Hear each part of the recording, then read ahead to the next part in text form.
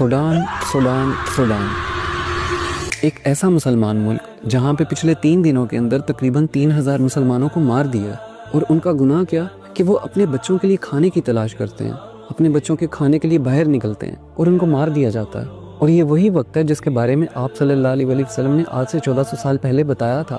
آپ صلی اللہ علیہ وسلم کی حدیث ہے کہ مجھے میرے خدا کی قسم، وہ خدا جس کے ہاتھ میں میری جان ہے، کہ قیامت تب تک نہیں آئے گی کہ جب تک ایسا وقت آ نہ جائے کہ مارنے والے کو یہ نہ پتا ہو کہ وہ اسے مار کیوں رہا ہے، اور مرنے والے کو یہ پتا نہ ہو کہ اسے مارا کیوں گیا۔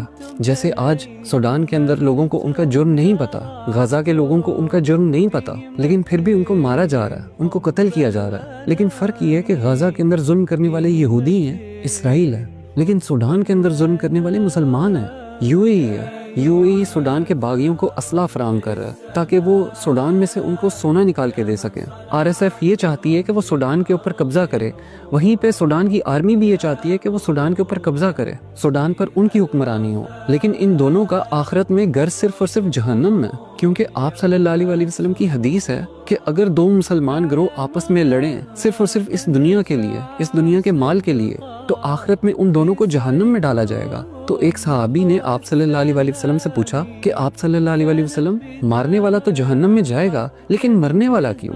تو آپ صلی اللہ علیہ وسلم نے فرمایا کہ جو مرا ہے وہ بھی تو اپنے بھائی کو مارنا چاہتا تھا۔ ان دونوں کا حشر قیامت کے دن صرف اور صرف جہنم ہے، جہنم کی آگ ہی ہے، اللہ کا عذاب ہے۔ لیکن ہم کہتے ہیں کہ ہمارا اس جنگ سے کیا تعلق ہے؟